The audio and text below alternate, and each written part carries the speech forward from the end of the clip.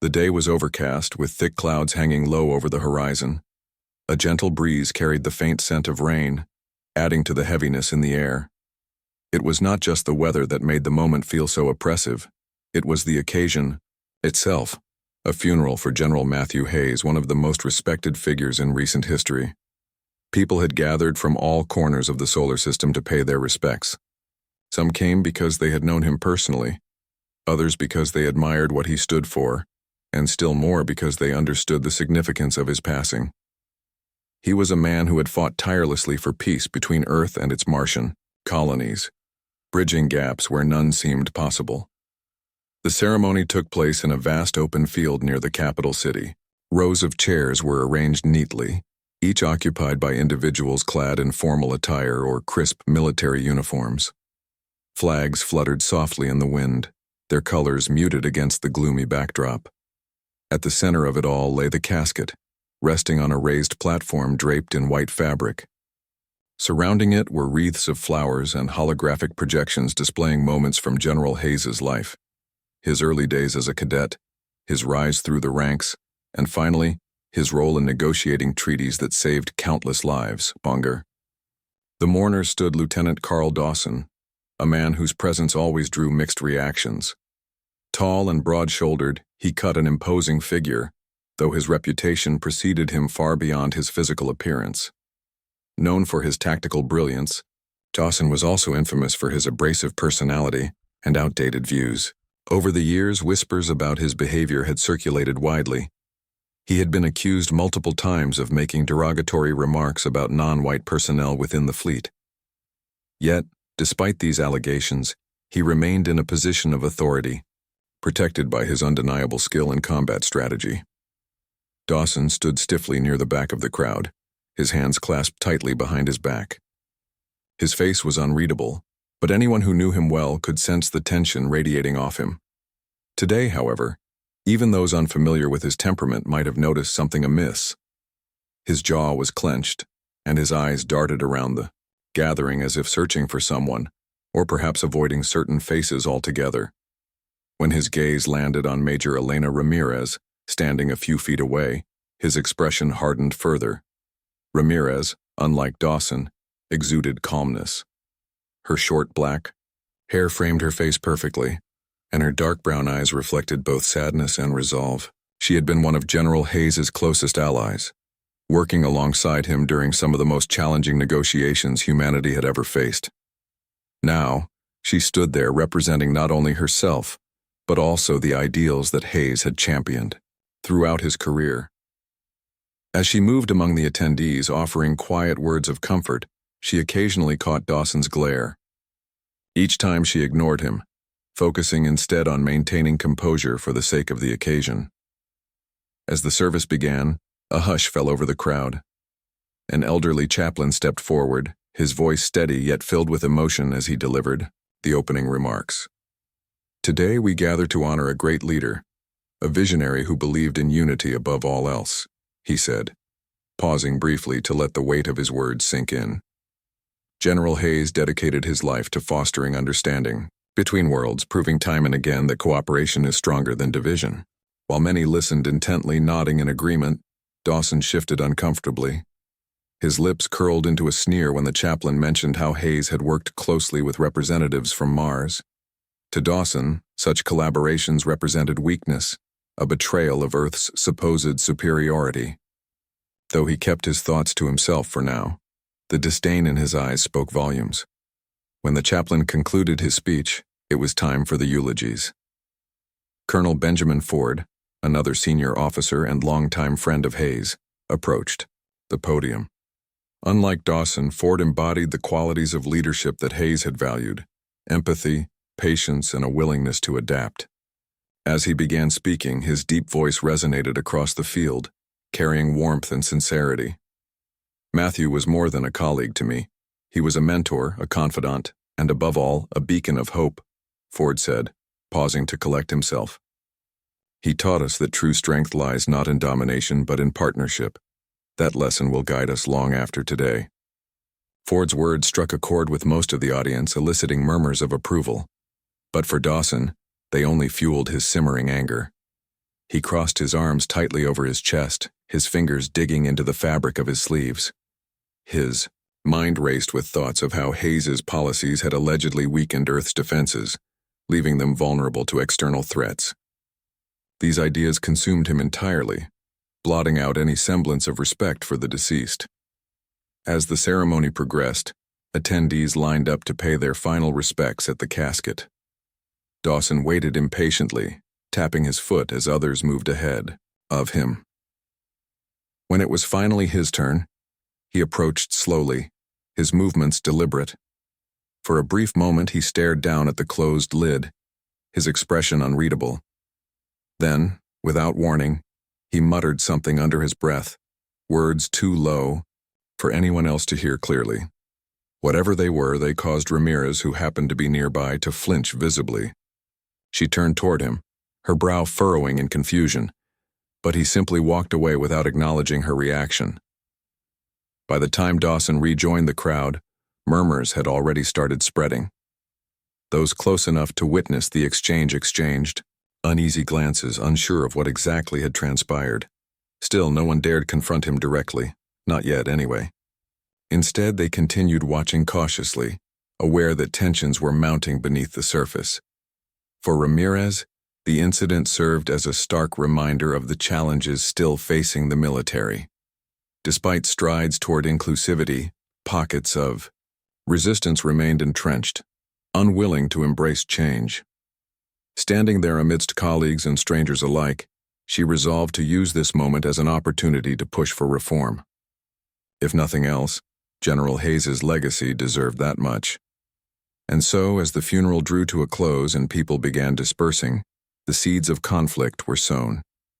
What had begun as a solemn tribute to a fallen hero now teetered on the brink of controversy, setting the stage for events that would reverberate far beyond the confines of this single day. After the eulogies ended, the crowd began to disperse slowly. Some lingered near the casket to offer final prayers or silent goodbyes, while others gathered in small groups to share memories of General Hayes. The mood remained somber, but there was also a sense of unity among those present, a shared commitment to honor the legacy of a man who had dedicated his life to peace and cooperation between worlds. Lieutenant Carl Dawson, however, was not part of this collective spirit. As people moved around him, he stood rooted in place, his face twisted into a scowl. His earlier agitation had only grown stronger during the speeches, particularly when Colonel Benjamin Ford praised Hayes's efforts to collaborate with Martian leaders. To Dawson, these words felt like an insult, a betrayal of everything he believed Earth should stand for. He muttered under his breath as he watched Ford step down from the podium, earning curious glances from nearby attendees. Unable to contain himself any longer, Dawson strode forward abruptly, cutting through the crowd until he reached the casket. Standing just a few feet away, he turned sharply and fixed his gaze on Colonel Ford, who was speaking quietly with another officer. Without hesitation, Dawson raised his voice loud enough for everyone nearby to hear. "You think shaking hands with aliens makes you a hero?" He spat, his tone dripping with venom. "Hayes sold us out to those Martian cowards, and now you're following in his footsteps." The words hung in the air, sharp and jarring against the otherwise quiet atmosphere. Several heads turned toward Dawson, their expressions ranging from shock to discomfort. Colonel Ford froze mid-sentence, his eyes narrowing as he processed what had been said. For a moment, no one spoke. Even the rustling of leaves seemed to pause. Ford recovered quickly, stepping closer to Dawson with measured calmness. "Lieutenant," he said firmly, keeping his voice low but steady. "This isn't the time or place for such talk. We're here to honor General Hayes, not tear each other apart." But Dawson wasn't listening. His anger boiled over, fueled by years of resentment and frustration. "Don't lecture me about honor," he snapped, jabbing a finger in Ford's direction. "You've let outsiders dictate our strategies, weakened our defenses, and put Earth at risk, all because you're too scared to take a stand." His accusation drew gasps from the surrounding crowd. A few officers exchanged worried glances, unsure whether to intervene or let Ford handle the situation. Major Elena Ramirez, standing slightly off to the side, watched the exchange with growing unease. She recognized the danger in Dawson's escalating behavior, not just for himself but for the fragile unity that Hayes had worked so hard to build. Ford held up a hand in an attempt to placate Dawson. "I understand you have strong opinions," he said evenly, "but threatening language won't solve anything. If you have concerns, we can discuss them privately after—" "Discuss? You want to discuss?" Dawson interrupted, his voice rising further. "No, I'm done talking. From now on, anyone who sides with traitors like Hayes will regret it. Mark my words." The threat sent a ripple of tension through the gathering. Even those unfamiliar with Dawson's reputation understood the gravity of his statement.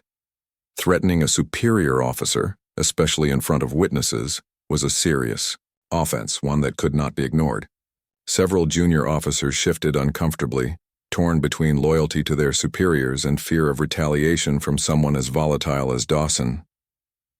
One brave soul finally stepped forward. Captain Lisa Monroe, a petite woman with curly blonde hair and a determined expression. "That's enough, Lieutenant," she said sharply, her voice cutting through the murmurs of the crowd. "You're out of line." Dawson whirled around to face her, his eyes blazing with fury. "Stay out of this, Monroe," he growled. "Unless you want to end up like Hayes, dead and forgotten." Monroe flinched visibly, but she didn't back down. Instead, she crossed her arms and planted her feet firmly, meeting Dawson's glare with unwavering resolve. "General Hayes died serving humanity," she replied evenly. "Unlike you, he never abandoned his duty or dishonored his uniform." Her retort struck a nerve. Dawson took a step toward her, his fists clenched tightly, but before he could respond, two other officers intervened. They placed themselves between Dawson and the rest of the group, creating a physical barrier that forced him to stop advancing. "Stand down, Lieutenant," one of them ordered, his tone leaving no room for argument. Right now. For a brief moment it seemed as though Dawson might ignore the command and push past them. His chest heaved with heavy breaths and his jaw tightened as if he were preparing to lash out again. But then, something in his expression shifted, whether it was realization dawning or simply the weight of all the eyes upon him. No one could say. Slowly, reluctantly, he lowered his arms and stepped back. The immediate crisis appeared to have passed, but the damage was already done. Cameras mounted on hovering drones had captured every word and gesture, broadcasting the confrontation live to viewers across the solar system. Within minutes, news outlets picked up the footage, replaying Dawson's tirade alongside commentary from analysts and commentators. Social media platforms erupted with reactions, ranging from outrage to calls for justice. Back at the funeral site, the remaining attendees struggled to regain composure. Colonel Ford addressed the crowd briefly, urging everyone to focus on honoring General Hayes rather than allowing discord to overshadow the occasion. His words provided some measure of reassurance, but the mood had undeniably shifted. What had started as a tribute to a beloved leader now carried the shadow of conflict and division. As the ceremony concluded and people began leaving, Major Ramirez found herself unable to shake the memory of Dawson's outburst. She lingered, near the casket, staring at the holographic displays floating above it. Images of Hayes smiled down at her, reminding her of his vision for a united humanity. It was a dream worth fighting for, even if it meant confronting those who sought to destroy it. Nearby, Captain Monroe approached cautiously, her earlier bravery replaced by a hint of nervousness. "Major," she said softly, "are you okay?" Ramirez nodded, though her expression remained troubled. "I'm fine," she replied. "But this changes things. We can't let behavior like Dawson's go unchecked. Not anymore." Monroe hesitated before responding. "Do you think they'll do something about him? After today, I mean." "They'll have to," Ramirez said firmly. "If they don't, it sends a message that hate speech and threats are acceptable. And that's not the kind of military or society I want to be part of." With those words, she turned and walked away, her mind already racing with plans for how to address the fallout from Dawson's actions. The road ahead would not be easy, but she knew one thing for certain: silence was no longer an option.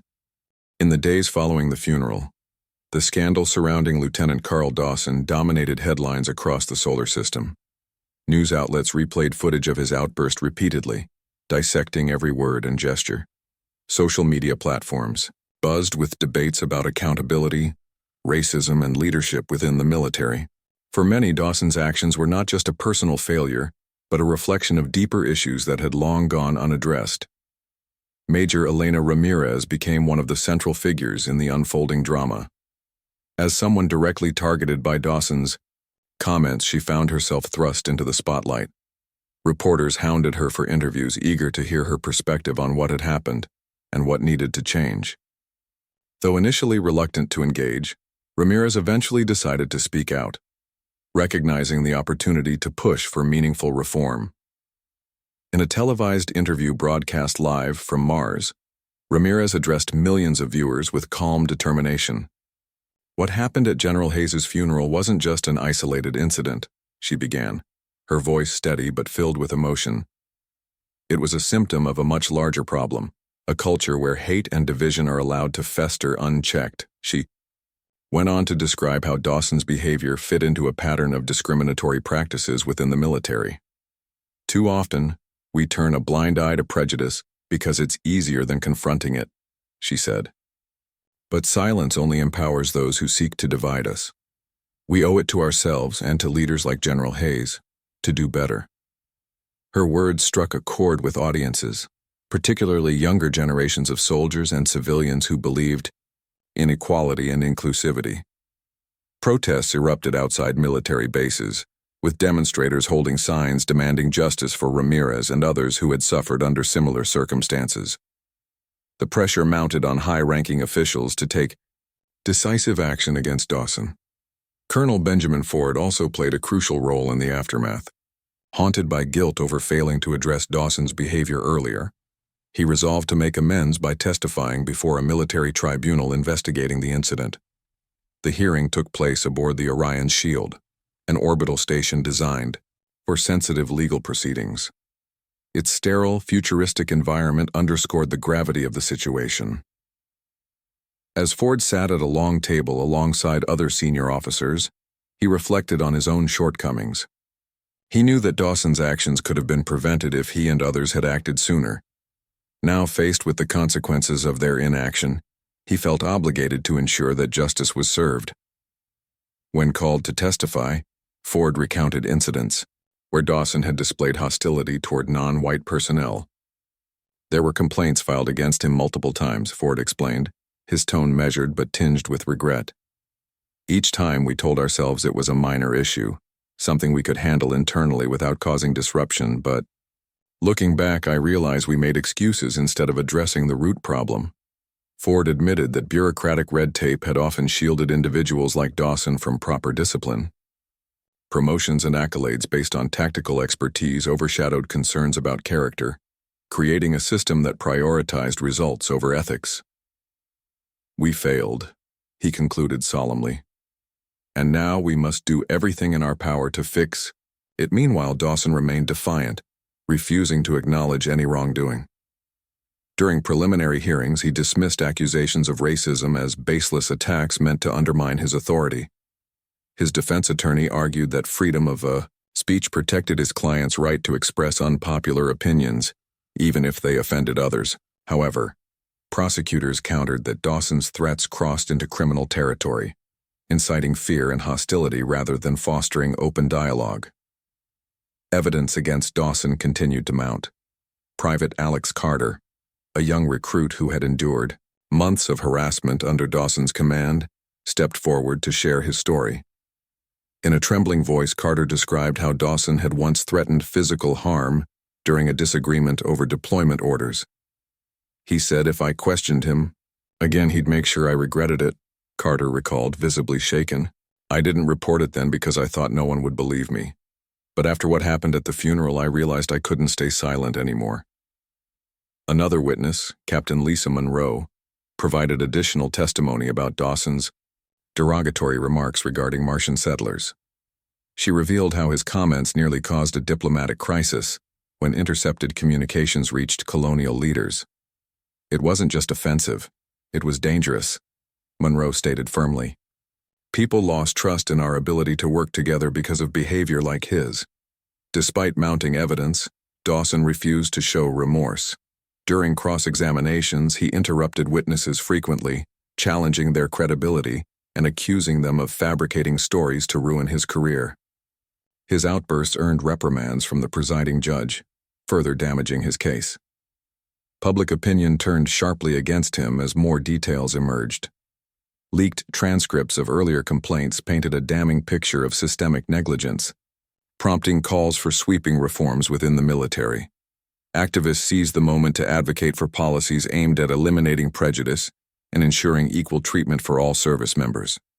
Amid the chaos, Ramirez worked tirelessly behind the scenes to support survivors of discrimination. She collaborated with legal teams to draft proposals for mandatory diversity training programs and anonymous reporting channels. Her efforts inspired hope among those who had previously felt powerless to effect change.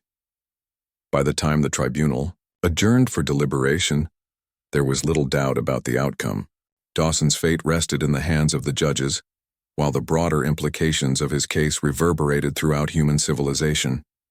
Whether justice would prevail remained uncertain, but one thing was clear: the events surrounding General Hayes's funeral had ignited a movement that showed no signs of slowing down. For Ramirez, Ford, and countless others, this was only the beginning. They understood that true progress required sustained effort and unwavering commitment. And though the road ahead promised challenges, they were ready to face them head-on, for the sake of unity, equality, and the legacy of a fallen hero. The trial of Lieutenant Carl Dawson began weeks after the scandal erupted, drawing intense scrutiny from across the solar system. Held aboard the orbital station Orion's Shield, it became one of the most watched legal proceedings in recent history. Viewers tuned in from every corner of human civilization, from bustling cities on Earth to remote colonies on Mars and beyond, all eager to see how justice would be served. From the moment the hearing commenced, the atmosphere was charged with tension.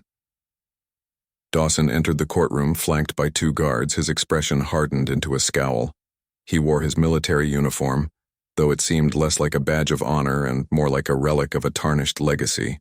His attorney, a wiry man named Mr. Grayson, tried to project confidence as they took their seats, but even he struggled to mask the unease surrounding his client's case. On the opposite side of the room sat the prosecution team, led by Commander Laura Bennett, a sharp-eyed woman known for her relentless pursuit of accountability. Flanking her were key witnesses, including Colonel Benjamin Ford and Major Elena Ramirez, both of whom carried themselves with quiet resolve. Behind them, rows of spectators filled the chamber, their faces reflecting a mix of curiosity, anger, and hope. As the presiding judge, a stern woman named Admiral Patricia Klein, called the court to order, all eyes turned toward Dawson. For a man accused of such egregious behavior, he showed no signs of remorse. Instead, he leaned back in his chair, arms crossed tightly over his chest, glaring at anyone who dared look his way. Prosecutor Bennett wasted no time laying out the charges against Dawson. Lieutenant Carl Dawson stands accused of insubordination, hate speech, and attempted intimidation of superior officers, she declared, her voice steady but forceful.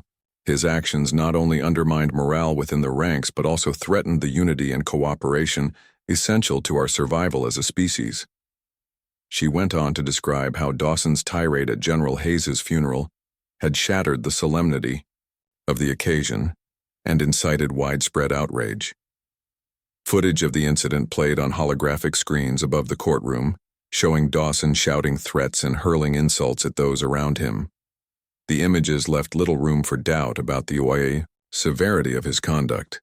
Dawson's defense attorney countered by arguing that his client's words were protected under freedom of speech. "My client has strong opinions, yes," Grayson said, addressing the judges. "But expressing dissent does not constitute a crime. If we punish individuals simply for speaking their minds, we risk stifling open dialogue, a cornerstone of democracy." The argument drew murmurs from the audience, some nodding in agreement while others shook their heads in disbelief. Commander Bennett quickly rebutted, emphasizing that Dawson's behavior went far beyond mere disagreement. Freedom of speech does not shield someone from accountability when their actions incite fear, hatred, or violence, she argued. This is not about silencing dissent. It's about protecting the values we hold dear. As the trial progressed, witness testimonies painted a damning picture of Dawson's character. Private Alex Carter, a young recruit visibly nervous under the weight of public attention, recounted months of harassment he endured under Dawson's command. "He mocked me constantly because of my background," Carter explained, his voice trembling. "When I questioned his orders, he threatened to ruin my career, and worse." Carter described an incident where Dawson cornered him in a barracks, slamming a fist against the wall inches from his face. "He told me if I ever challenged him again, I'd regret it," Carter recalled. "I didn't report it at the time because I thought no one would believe me, but after what happened at the funeral, I realized staying silent wasn't helping anyone." Captain Lisa Monroe followed with her own account of Dawson's discriminatory remarks. She revealed how his comments about Martian settlers nearly sparked a diplomatic crisis when intercepted communications reached colonial leaders. "He referred to them as lesser beings, unfit to negotiate with us," Monroe stated firmly. "Such language isn't just offensive, it's dangerous. It erodes trust and undermines years of progress." Each testimony added another layer to the prosecution's case, leaving Dawson increasingly isolated. Despite this, he remained unrepentant, often interrupting witnesses with dismissive remarks or accusations of lying. His outbursts earned repeated warnings from Admiral Klein, further damaging his credibility. Colonel Ford's testimony proved particularly impactful. Speaking with measured calmness, he admitted to having ignored warning signs about Dawson's behavior in the past. "I failed as a leader," Ford confessed, his voice heavy with regret. "I told myself it was easier to overlook his flaws than confront them. But silence only empowers those who seek to divide us. Today, I stand here to ensure that mistake is corrected." Ford's admission resonated deeply with the audience, many of whom nodded in approval. Even some of Dawson's supporters shifted, uncomfortably in their seats, realizing the full extent of the systemic failures that had allowed such behavior to persist. Throughout the proceedings, Major Ramirez remained a steadfast presence. Though she rarely spoke during the trial, her presence alone symbolized resilience and determination. When called to testify, she delivered a powerful statement about the need for reform within the military. "What happened at the funeral was not an isolated incident," she said, her tone firm yet compassionate. "It reflects a culture that tolerates prejudice and excuses misconduct. We must do better, for ourselves, for future generations, and for the memory of General Hayes." Her words struck a chord with viewers, sparking renewed calls for change. Social media platforms lit up with hashtags advocating for accountability and equality, while protests outside military bases grew larger and more vocal. The momentum building around Ramirez's advocacy signaled a turning point, not just for Dawson's case but for humanity as a whole. By the time closing arguments arrived, emotions ran high. Prosecutor Bennett urged the judges to deliver a verdict that reflected the seriousness of Dawson's crimes. "This is not just about punishing one man," she emphasized. "It's about sending a message that bigotry and division have no place in our society. Justice demands nothing less." In contrast, Dawson's attorney pleaded for leniency, arguing that his client's tactical expertise outweighed his personal failings. "Lieutenant Dawson may have made mistakes, but his contributions to our military cannot be ignored," Grayson insisted. "To condemn him entirely is to discard years of service." Admiral Klein listened intently, her expression unreadable as she considered the arguments before her.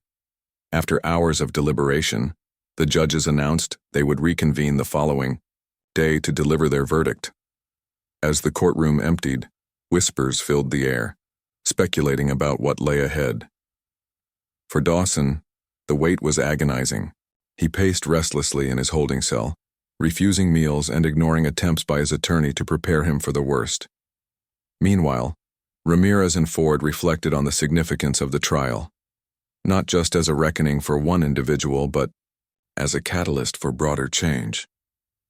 As Earth loomed silently in the distance, its blue glow casting faint light through the station's windows, the participants in this historic trial understood that whatever the outcome, the events unfolding aboard, the Orion's shield would shape the future of humanity for generations to come. The morning of the verdict dawned cold and tense aboard the orbital station Orion's shield. Everyone involved in the trial felt the weight of what was about to happen, not just for Lieutenant Carl Dawson, but for humanity itself. The decision would set a precedent, one that could either reinforce unity or deepen divisions within the military and society at large. As the courtroom filled with spectators, an eerie silence settled over the chamber. Reporters adjusted their cameras, ensuring they captured every detail of this historic moment. Soldiers, civilians, and even representatives from Martian colonies sat shoulder to shoulder, united by curiosity and anticipation. Among them were Major Elena Ramirez and Colonel Benjamin Ford, both of whom carried expressions of quiet resolve. They knew the outcome mattered far beyond personal vindication. It was about accountability and progress. Lieutenant Dawson entered the room flanked by 2 guards, his demeanor unchanged despite the gravity of the situation. He walked stiffly, his jaw locked and his eyes blazing with defiance. His attorney, Mr. Grayson, trailed behind him, clutching a stack of papers, though it seemed clear now that legal arguments might not save his client. Dawson took his place at the center of the room, refusing to look at anyone seated around him. Instead, he stared straight ahead, as if daring the judges to speak. Admiral Patricia Klein rose from her seat, commanding immediate attention. Her voice rang out across the chamber, steady and authoritative. After careful consideration of the evidence presented during this trial, she began, pausing briefly to let her words sink in. We find Lieutenant Carl Dawson guilty on all charges: insubordination, hate speech, and attempted intimidation of superior officers. A collective gasp rippled through the crowd. Some leaned forward in disbelief, while others exhaled sharply in relief. For Dawson, the verdict hit like a physical blow. His face turned ashen, and for the first time since the trial began, cracks appeared in his facade of arrogance. He opened, his mouth as if to protest, but no sound came out. Guards stepped closer, prepared to restrain him if necessary.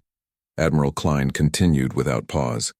Lieutenant Dawson's actions represent everything we strive to eliminate from our ranks: bigotry, divisiveness, and cowardice masked as bravado. Such behavior undermines morale, erodes trust, and threatens the very foundation of cooperation, upon which our survival depends. She paused again, allowing her words to resonate before delivering the sentence. For these crimes, Lieutenant Carl Dawson is hereby sentenced to life imprisonment without parole. He will serve his term in solitary confinement at Europa Penitentiary, where he will have ample opportunity to reflect on the consequences of his choices. The announcement sent shockwaves through the courtroom. Cheers erupted from some sections of the audience, particularly those who had suffered under similar prejudices. Others remained silent, processing the enormity of the ruling. Cameras flashed wildly as reporters scrambled to capture reactions from key figures in the case. Dawson, however, refused to accept defeat quietly. As guards moved to escort him away, he exploded into a frenzy of rage. "You're making a mistake," he screamed, thrashing against their grip. "This isn't justice, it's persecution. Mark my words, you'll all regret this." His shouts echoed off the metallic walls, but few paid attention. Even his own attorney kept his distance, shaking his head in resignation. As Dawson was dragged from the room, still spewing threats and curses, the remaining participants turned, their focus to the aftermath of the verdict. Outside the courtroom, crowds gathered to celebrate the ruling. On Mars, communities held vigils-turned-celebrations, crediting figures like Major Ramirez for championing reform. Screens displayed images of General Hayes alongside headlines declaring victory for equality and accountability. For many, the verdict symbolized hope, a sign that humanity could unite despite its differences. Major Ramirez addressed reporters shortly after the trial concluded, emphasizing the importance of moving forward. "Today's decision is not just about punishing wrongdoing," she said, her voice calm but resolute. "It's about reaffirming our commitment to inclusivity, respect, and collaboration. We must continue rooting out prejudice wherever it exists, because true strength lies in solidarity. Her words resonated deeply with viewers, inspiring renewed calls for systemic change. Activists seized the momentum to push for reforms within. The military, including mandatory diversity training programs and anonymous reporting channels for misconduct. Proposals quickly gained traction, supported by leaders eager to demonstrate their dedication to equality. Colonel Ford also reflected on the significance of the verdict. Though relieved by the outcome, he couldn't shake the guilt of having ignored warning signs about Dawson's behavior in the past. Determined to make amends, he announced plans to retire from active duty and dedicate his remaining years to mentoring young cadets. "I failed once," he admitted during an interview, "but I won't fail again. It's up to us to teach the next generation the values of empathy, patience, and respect." Meanwhile, Europa Penitentiary prepared to receive its newest inmate. Known for housing the galaxy's worst offenders, the facility loomed as a grim reminder of the consequences of unchecked hatred. Dawson's arrival sparked mixed reactions among staff and inmates alike. Some viewed him as a cautionary tale, while others saw him as proof that the system worked, even when it meant punishing. Someone once deemed untouchable. Back on Earth, the ruling dominated conversations everywhere, from bustling cities to remote villages.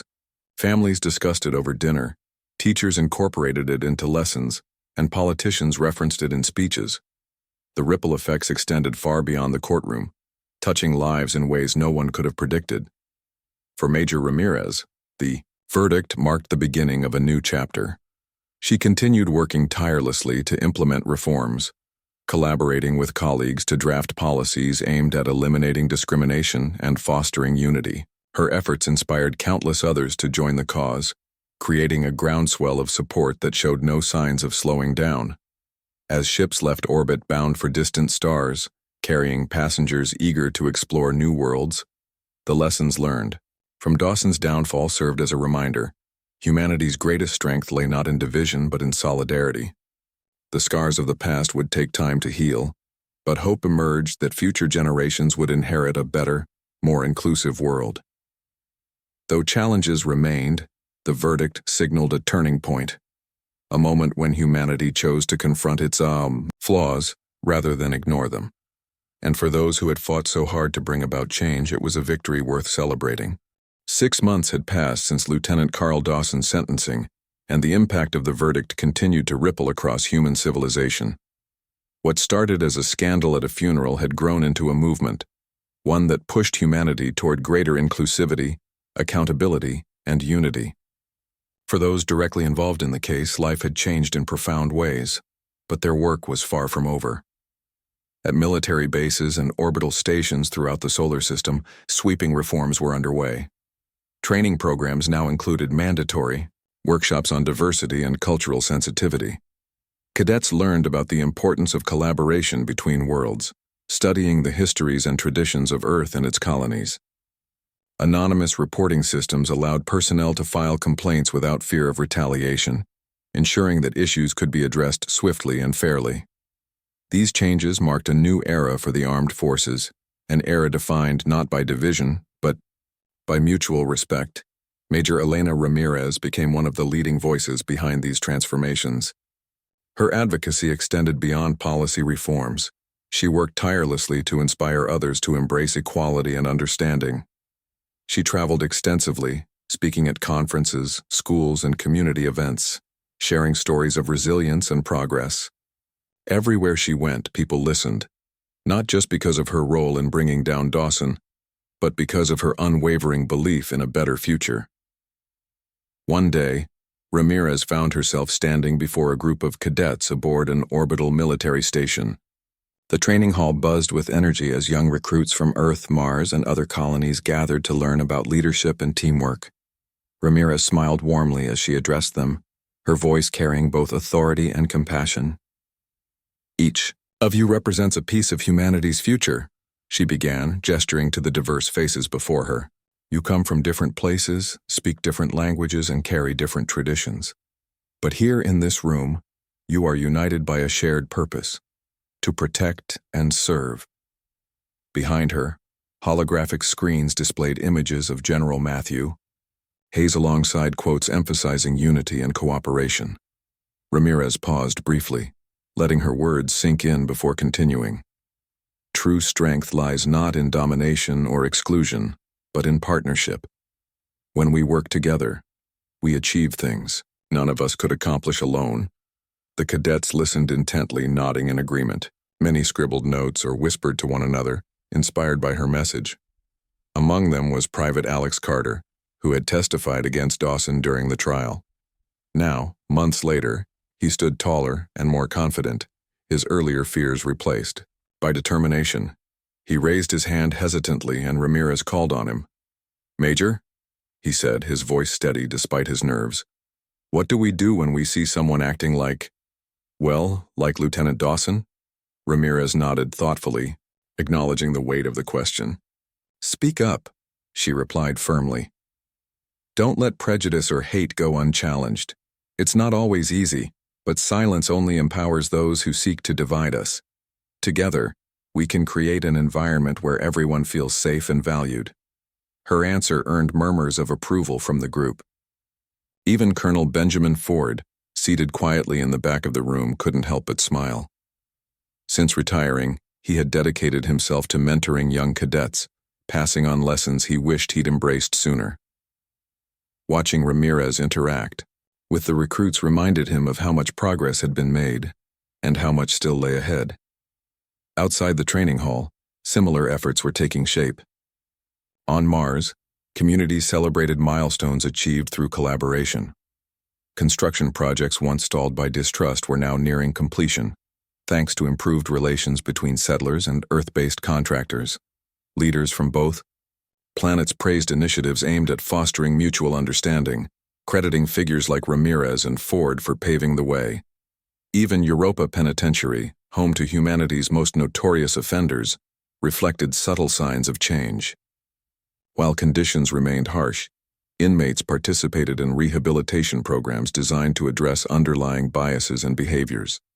Some former soldiers convicted of discriminatory acts expressed remorse, inspired by public discourse surrounding Dawson's case. Though redemption came slowly, it offered hope that even deeply ingrained prejudices could be overcome. Back on Earth, cities transformed as well. Public spaces featured murals honoring leaders like General Hayes, celebrating their contributions to peace and unity. Schools incorporated lessons on empathy and inclusivity into their curricula, teaching children the value of working together despite differences. Politicians, eager to align themselves with the growing movement, introduced legislation promoting equal opportunities and protections for all citizens. Despite these advances, challenges persisted. Not everyone welcomed the changes, and pockets of resistance remained entrenched. Some argued that reforms went too far, claiming they undermined traditional values. Others dismissed calls for accountability as unnecessary distractions. Yet, for every critic, there were countless supporters determined to keep moving forward. For Ramirez, the journey was personal as much as professional. Late at night, after long days spent advocating for reform, she often thought about General Hayes. His vision of a united humanity guided her actions, reminding her why the fight mattered. In quiet moments, she imagined him smiling down, proud of what had been accomplished and hopeful for what lay ahead. As ships departed orbit bound for distant stars, carrying explorers eager to chart new frontiers, the lessons of Dawson's downfall served as a constant reminder. Humanity's greatest strength lay not in division, but in solidarity. Scars from the past would take time to heal, but hope emerged that future generations would inherit a brighter, more inclusive world.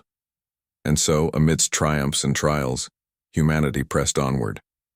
The road to equality and unity stretched far ahead, winding through uncharted territories both literal and metaphorical. But for those who believed in the power of cooperation, the destination seemed worth every step.